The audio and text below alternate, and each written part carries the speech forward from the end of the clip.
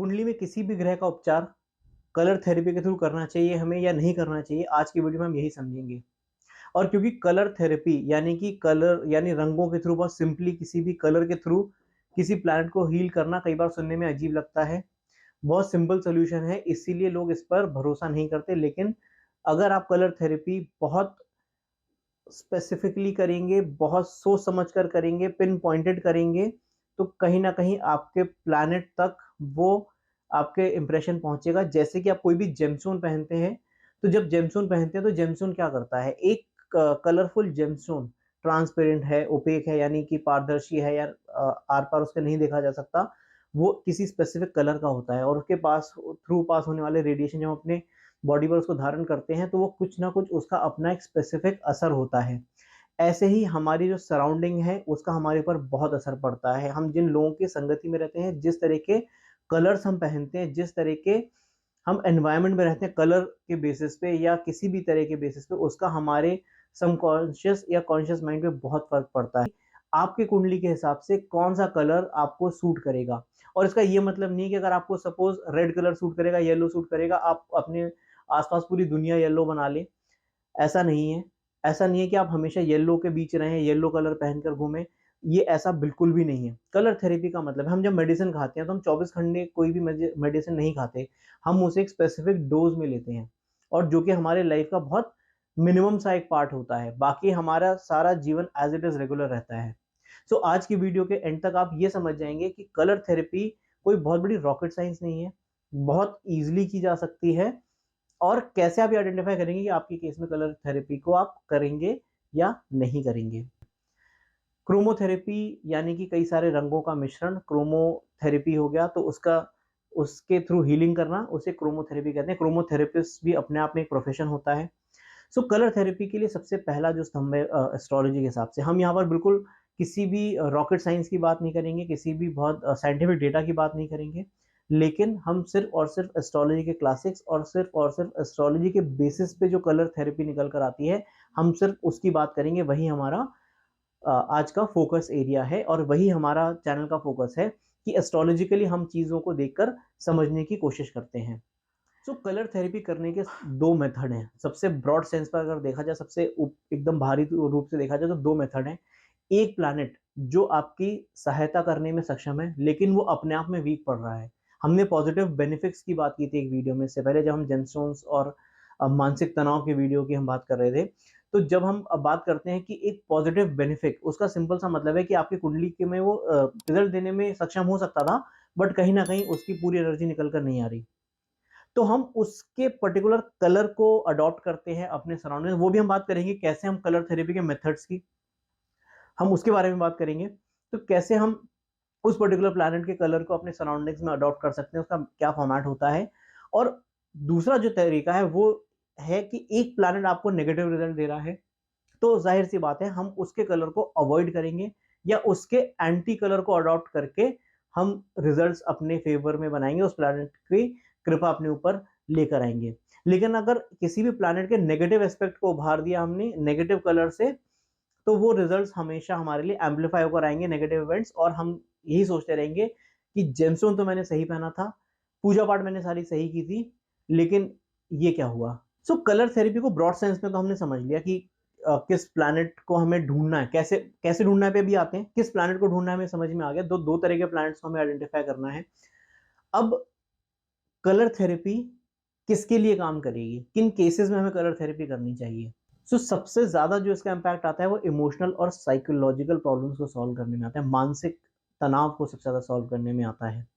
और मानसिक तनाव के साथ साथ जहां पर डिजीज रिलेटेड प्रॉब्लम्स हैं, जहां पर बीमारी है, उनको, यानी आपकी बॉडी से रिलेटेड जो सबसे ज्यादा प्रॉब्लम, आप फाइनेंशियल प्रॉब्लम सॉल्व करेंगे, हो सकता है आप कलर थेरेपी करें लेकिन आपको रिजल्ट 15 साल बाद मिले तो आपको वो प्रैक्टिकली फील नहीं होगा कि किस तरीके का कलर थेरेपी आपने किया, उसकी वजह से आपको क्या रिजल्ट मिला। आपके सबसे ज्यादा जो इम्पैक्टफुल होती है कलर थेरेपी, वो होती है आपके साइकोलॉजिकल, इमोशनल और आपके बॉडी हेल्थ से रिलेटेड चीजों में। तो जहां पर भी ये 3 तरह के इश्यूज आप फेस कर रहे हैं वहां कलर थेरेपी करनी चाहिए। किस प्लैनेट का कौन सा कलर होता है, जैसे हम अगर हमें आइडेंटिफाई करना है वीक बेनिफिट, अब हमें किसी भी एस्ट्रोलॉजर ने बता दिया कि आपका जुपिटर जो है गुरु कुंडली में अच्छे उसमें बैठा है पर रिजल्ट नहीं दे रहा, पुखराज पहन लीजिए। अब पुखराज पहन लीजिए तो बोल दिया, हो सकता है 1 लाख का है, हो सकता है 50,000 का है, उसका कोई लिमिट नहीं है, कोई एंड नहीं है। सो अगर आपको ये पता चल गया कि आपको अपने जुपिटर को उभारना है, अब आप कलर थेरेपी करेंगे तो आप सबसे पहले समझ लीजिए किस प्लैनेट का कौन सा कलर होता है।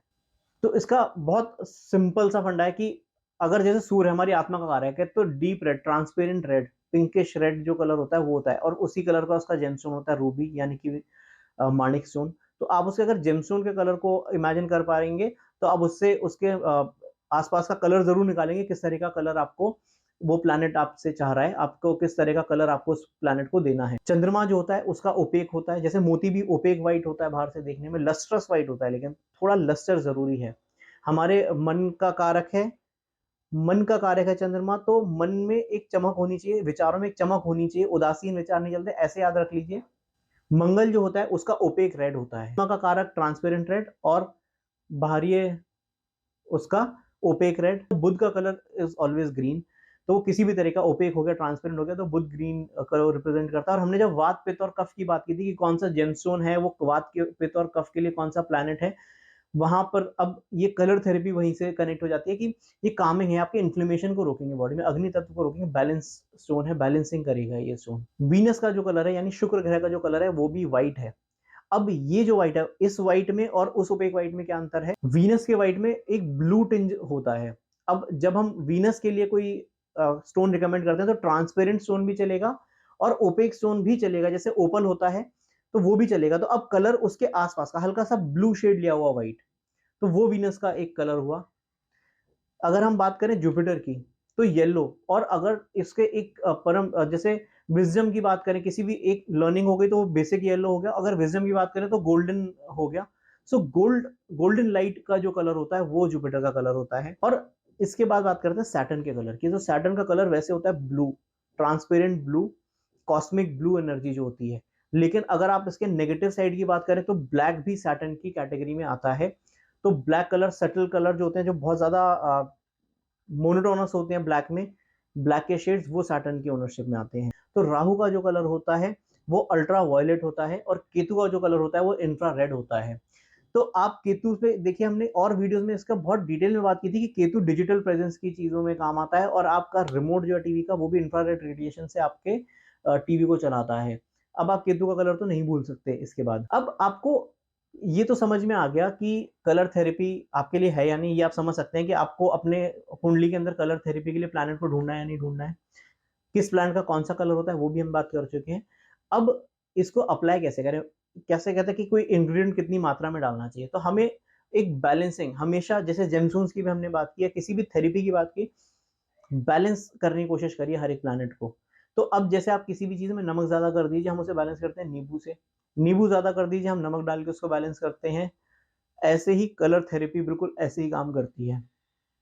आपकी लाइफ में जिस प्लैनेट का एक्सेस हो रहा है, एक्सेसिविटी हो रही है, अधिकता आ रही है, और आपको नेगेटिवली वो प्लैनेट के इन्फ्लुएंस आ रहे हैं, आप उसका रिवर्स कलर अप्लाई कर दीजिए। आप अपने ऑफिस स्पेस में, आपको आपका जुपिटर सपोर्ट करता है सपोज, अब आपका जुपिटर आपको सपोर्ट करता है, आपके प्रोफेशन में सपोर्ट करता है सपोज, लेकिन आपके लिए वो उतनी पावरफुल प्लेसमेंट में नहीं है कि वो आपको बहुत शाइनिंग रिजल्ट दे।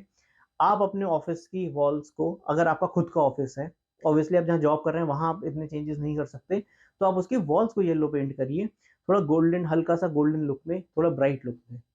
हर जगह येलो को लेकर मत जाइए। प्रोफेशन में अगर कोई प्लैनेट हेल्प कर रहा है तो उसे प्रोफेशन तक ही सीमित रखिए, उस कलर को, उतना भी बहुत है। वही मेडिसिन आप दिन में हमेशा खाते रहेंगे तो ओवरडोज हो जाएगा, ओवरडोज भी नहीं करना। ऐसे ही आपको अगर अब जैसे अगर आपको अपने पित्त और किसी इन्फ्लेमेशन को रोकना है, तो इसके लिए तो आप सबसे ज्यादा जो कामिंग कलर्स होते हैं, व्हाइट हो गया, ब्लू हो गया, ग्रीन हो गया, सो ये कलर्स जो होते हैं ये बहुत कामिंग कलर्स हैं। सो इस तरीके से कलर थेरेपी को आप अप्लाई कर सकते हैं, बहुत सोच समझ के, बहुत कैलकुलेटेड तरीके से। और इस वीडियो के बाद हम नेक्स्ट वीडियो में जो बात करेंगे, हम ये बात करेंगे कि कलर थेरेपी जब आप करते हैं तो उसको करने के मेथड्स क्या हैं। आई होप आपको ये वीडियो एनलाइटनिंग लगा होगा, आपके दिमाग में जो कलर आया होगा वो गोल्डन येलो कलर आया होगा इस वीडियो को देखकर, इस वीडियो को लाइक ज़रूर करिए, चैनल पर नए हैं सब्सक्राइब ज़रूर करिए। जल्द आएँगे ज्योतिष से जुड़े हुए नई वीडियो के साथ, तब तक के लिए नमस्कार।